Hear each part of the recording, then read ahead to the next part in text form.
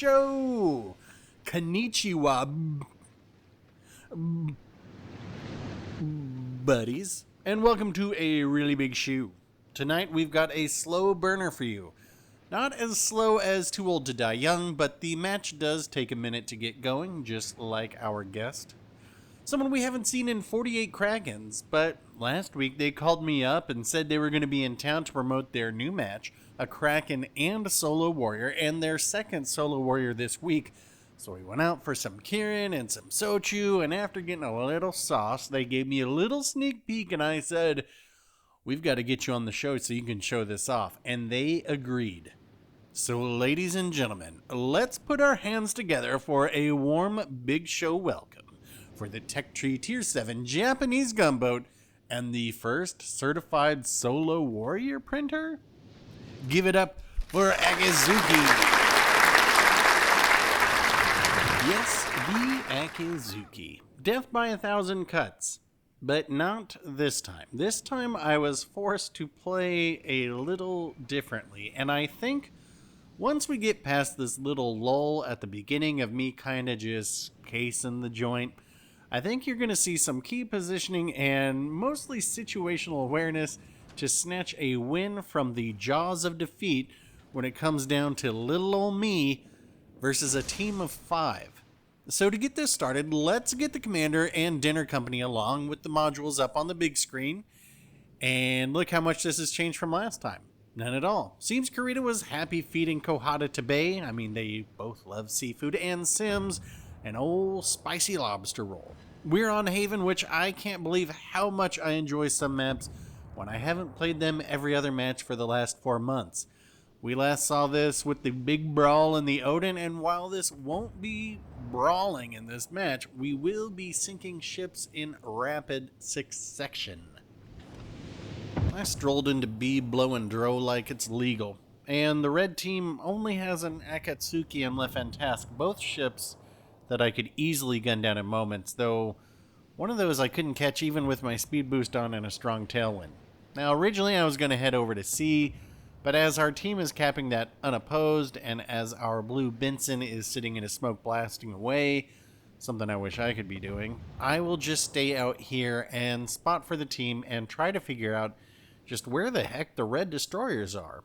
And it seems like they're just giving up all the caps without a fight.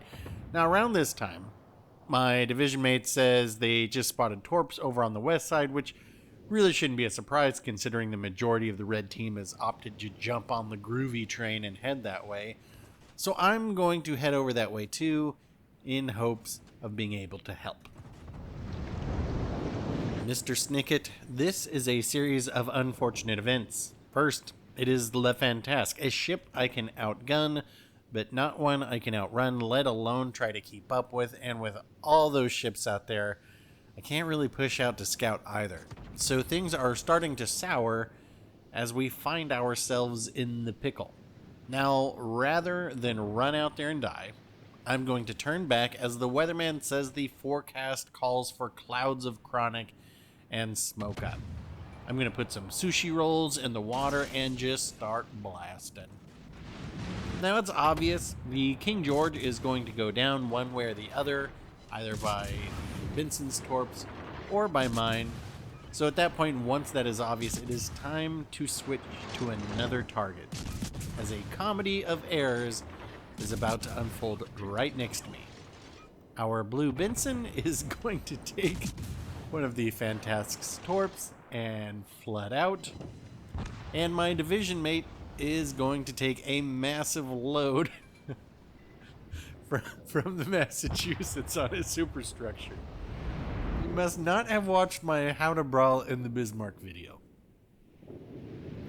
Now, my other division mate is not far behind, and I'm going to try and help how I can, and that is with some torpedoes and maybe shoot these guys a little bit to try and get them to turn away. But as you can see, the turning radius of this ship is only slightly lower than a Vladivostok. Just slightly. So I need to actually go forward to turn around. Was that an Ace of Base lyric? God, I hope not. Now, I'm not one to let my smoke go to waste, and as that cruiser is the biggest threat to me, I'm going to take it upon myself to gun it down, and we will for our first ship sunk.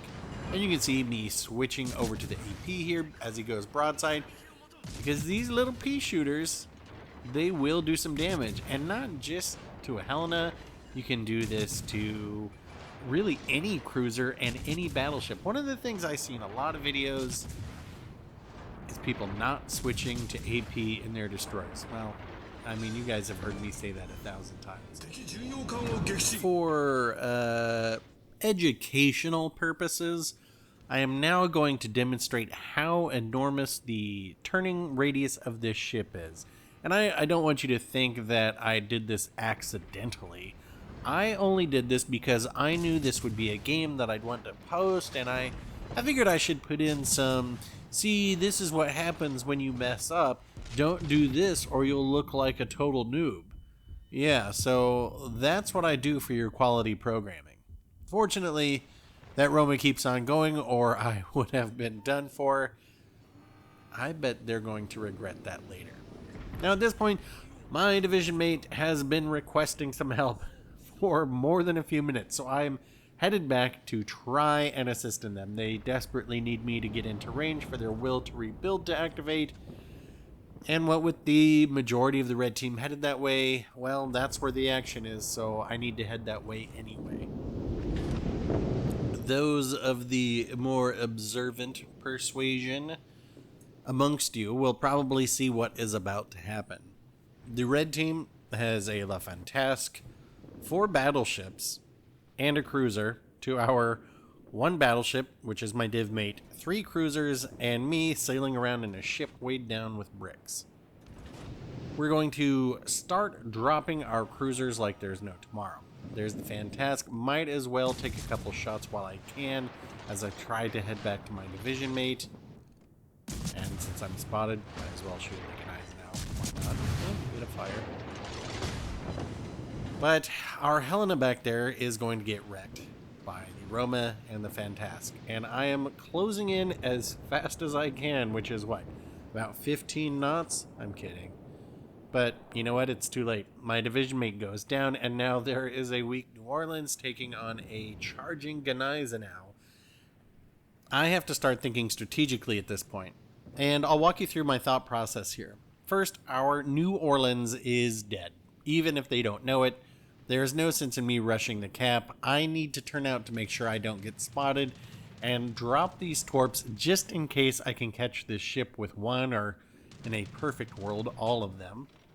I'll be able to keep resetting them as need be, but I need to head over to our last remaining teammate anyway to be able to assist them with the last red cruiser. Because maybe they'll be able to sit somewhere and torch the team while I spot. And having even one teammate alive makes things much easier than trying to do it all by yourself. And they're going to do a great job. They're going to take down their Mayoko here. And I'm going to look over to see how my torps are going. They look okay right now. Look back over here, and they just finished the red Mayoko. Okay, so let's check these torps again. And we're up all night to get lucky. So they just took 2 floods. We know they're going to use their damage con now. They're low.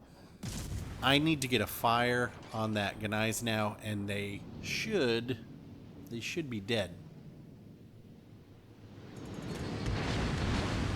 If I can direct your attention to the minimap, you can see I'm one of them Duke boys getting chased by Cletus and Roscoe P. Coltrane along with the entire force of Hazard County. There's another Gneisenau, and it's super weak, so we have our order of operations sorted here. We need to get a fire or 2 on the Gneisenau we just torped. Then we need to remove this Fantasque, and finally we can take out the super weak Gneisenau, and then we'll just try and figure it out from there. I'm making my way the only way I know how, and that's just a little bit more than the law would allow. Alright, let's drop smoke.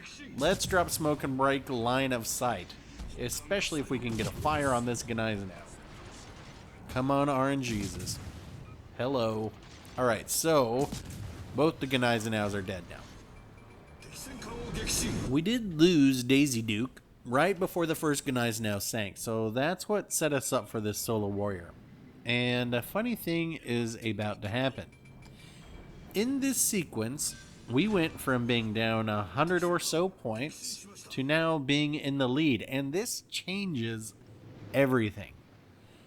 Because all of a sudden, this Massachusetts, who was in hot pursuit, has the common sense to turn away and break it off.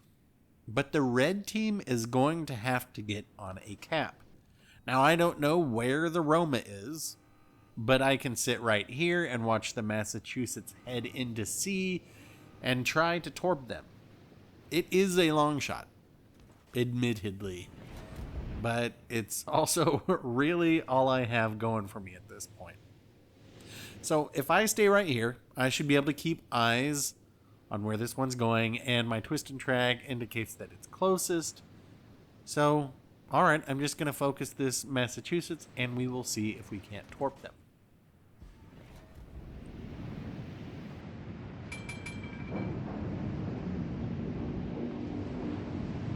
They will break line of sight.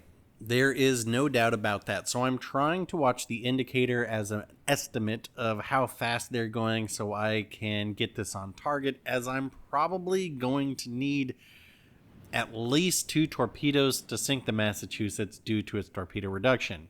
So I get out the compass, the triangle, the calculator, and wait a minute. The enemy's capturing sea. Oh no. This is not going according to plan, because that Roma is going to spot those torpedoes. Now the question is, will the Roma turn out?